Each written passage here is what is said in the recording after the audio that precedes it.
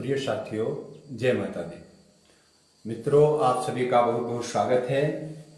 जैसा आप लोग जानते हैं कि इस समय क्रिकेट की दुनिया में बहुत बड़ा उत्सव मनाया जा रहा है और विश्व कप हो रहा है। इसमें हमारी टीम फाइनल में पहुंच चुकी है। अभी तक हमने सारे मैचों का ज्योतिषीय विश्लेषण किया और माता भगवती की कृपा से हमारी भविष्यवाणी सही निकली।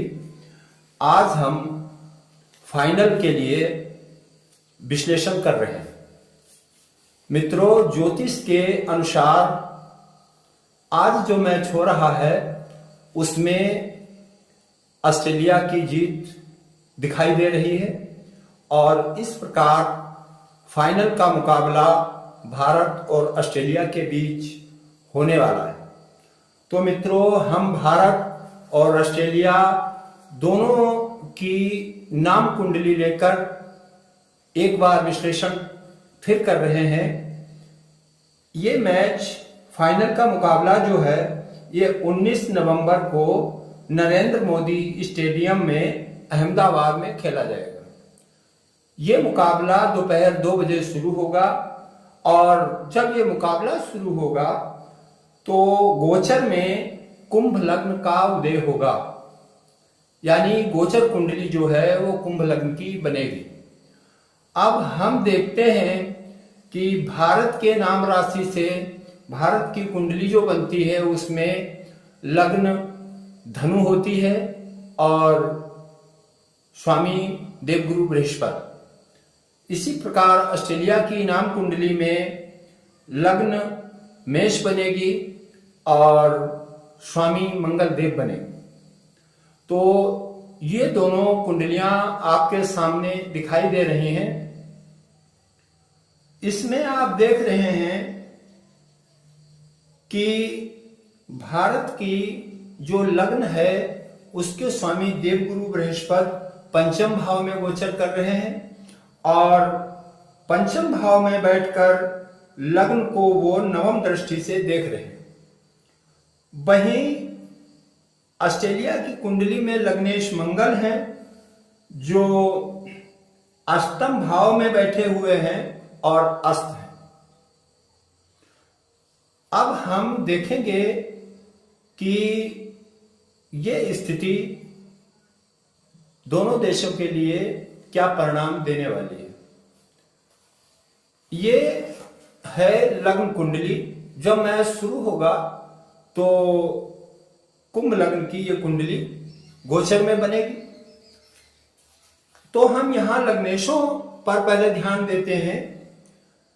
भारत का लग्नेश गुरु है जो गोचर कुंडली में पराक्रम भाव में विराजमान है और भाग्य भाव को पूर्ण दृष्टि से देख रहे हैं। साथ ही लाभ भाव पर भी उनकी दृष्टि पड़ रही है। वहीं ऑस्ट्रेलिया के लग्नेश जो हैं वो मंगल देव हैं जो दसम भाव में बैठे हुए हैं। गोचर कुंडली में स्वक्षेत्रीय हैं लेकिन अस्त हैं। तो मित्रों, यहां पर भारत की स्थिति ऑस्ट्रेलिया के मुकाबले हमें बेहतर दिखाई दे रही है। आगे नंबर 2 पर देखते हैं। भारत की कुंडली में भारत के पराक्रमेश हैं शनिदेव। तो शनिदेव जो हैं वो गोचर कुंडली में जब मैच शुरू होगा तो भारत के पराक्रमेश शनि लग्न भाव में होंगे और सप्तम भाव जो व्यक्ति के कारोबार का होता है उस पर पूर्ण दृष्टि होगी। वहीं ऑस्ट्रेलिया की कुंडली में जो पराक्रमेश बनेंगे वो बुध देव हैं और बुध देव गोचर कुंडली में दसम भाव में विराजमान है। लेकिन ऑस्ट्रेलिया की कुंडली में मंगल देव लग्नेश के साथ अष्टमेश भी हैं और गोचर कुंडली में बुध देव मंगल के साथ विराजमान है, यानी अष्टमेश के साथ बैठे हुए हैं। तो यहां पर ऑस्ट्रेलिया के पराक्रम में थोड़ी कमी दिखाई दे रही है। अब एक दृष्टि डालते हैं षष्ठम भाव पर। षष्ठमेश भारत की कुंडली में शुक्रदेव बन रहे हैं। ऑस्ट्रेलिया की राशि कुंडली में षष्ठमेश बुधदेव बन रहे हैं और शुक्रदेव जो हैं जो भारत की कुंडली में षष्ठमेश है वो गोचर कुंडली में अष्टम भाव में बैठे हुए हैं। वही ऑस्ट्रेलिया की कुंडली में जो षष्ठमेश बुध देव हैं वो गोचर कुंडली में दसम भाव में बैठे हुए हैं। तो षष्ठमेश का अष्टम भाव में होना ये विपरीत राजयोग बनाता है। तो मित्रों, यहां पर भारत की स्थिति ऑस्ट्रेलिया से बेहतर दिखाई दे रही है। अब आगे बात करते हैं चंद्रमा की। तो मित्रों, भारत की नाम राशि धनु है और जब मैच हो रहा होगा उस समय चंद्रमा श्रवण नक्षत्र पर मकर राशि में होगा। तो भारत की राशि से चंद्रमा द्वितीय भाव में होगा, जबकि ऑस्ट्रेलिया की मेष राशि बनती है और ऑस्ट्रेलिया के लिए चंद्रमा दसम भाव में पड़ेगा। तो मित्रों, चंद्रमा की स्थिति जो है गोचर में वो ऑस्ट्रेलिया की बेहतर है भारत के मुकाबले। तो यहां पर हम कह सकते हैं कि मुकाबला बहुत ही रोचक होगा और संघर्षपूर्ण स्थितियां दोनों के लिए बनेंगी। अब इन आंकड़ों के अनुसार अभी से ये कहना कि कौन सी टीम जीतेगी थोड़ा मुश्किल दिखाई दे रहा है। अब एक नजर हम चंद्र काला नल चक्र पर भी डालते हैं। मित्रों, ये है चंद्र काला नल चक्र। आप देख रहे हैं कि जब मैं शुरू होगा तो श्रवण नक्षत्र होगा, तो हमने श्रवण नक्षत्र को त्रिशूल के मध्य भाग में स्थापित किया।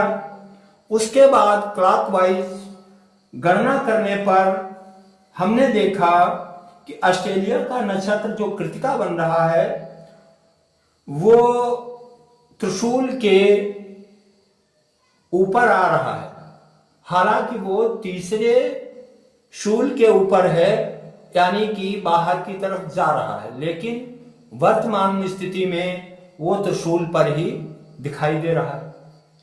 आगे बढ़ते हुए जब हमने भारत के नक्षत्र यानी मूल नक्षत्र का स्थापन किया तो वो सर्किल के अंदर आ रहा है। अब सर्किल के अंदर आ रहा है तो मित्रों, चंद्र काला चक्र के अनुसार अगर किसी प्रतिद्वंदी का नाम नक्षत्र सर्किल के अंदर है तो निश्चित ही उसकी जीत होती है। तो मित्रों, ऐसा लग रहा है कि इस बार भारत विश्व कप उठाएगा और सभी देशवासियों को खुशी मनाने का अवसर प्राप्त होगा। इसी के साथ हम अपना ये वीडियो पूरा करते हैं। जय माता दी।